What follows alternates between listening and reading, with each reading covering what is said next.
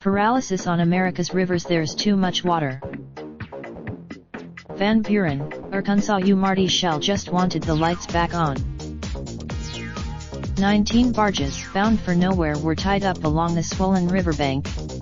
Dark warehouses. The devastating flooding that has submerged large parts of the Midwest and South this spring has also brought barge traffic on many of the region's rivers to a near standstill.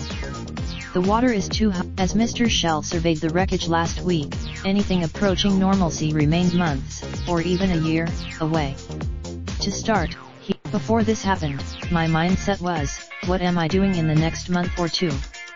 You trying to stay ahead, said Mr. Shell, the president of Five Rivers Distribution, which sends products up and down rivers on barges.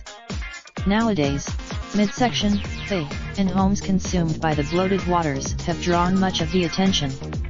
But flooding has had. The Arkansas River has been closed to commercial traffic.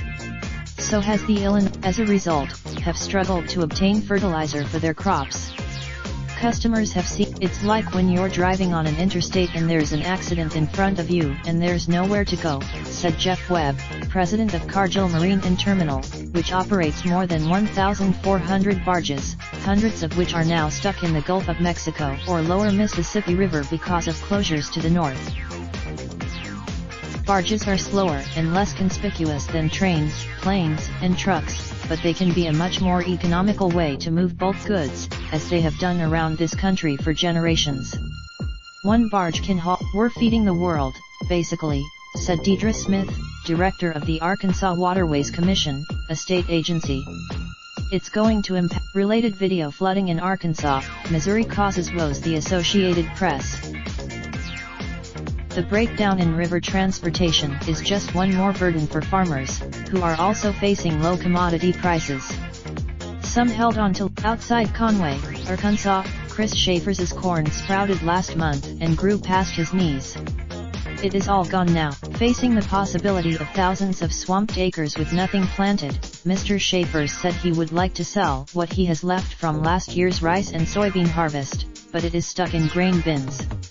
The same river that even farmers whose fields have remained dry have faced troubles.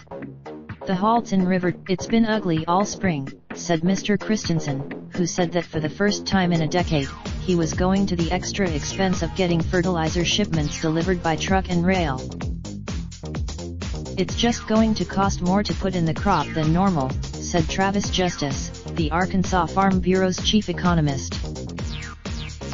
Even if the rivers reopen to barges in the next few weeks, and that is uncertain, with water levels still near record heights in some places, the effects on the economy could linger. Never has so much. We thought it was as bad as it was going to get weeks ago, said Deborah Calhoun, a senior vice president at the Waterways Council, an industry group. The forecast just, with supply chains disrupted, warehouses overflowing, and shippers turning to more expensive ways to move goods, consumers could see higher prices and shortages of some products in the summer and fall.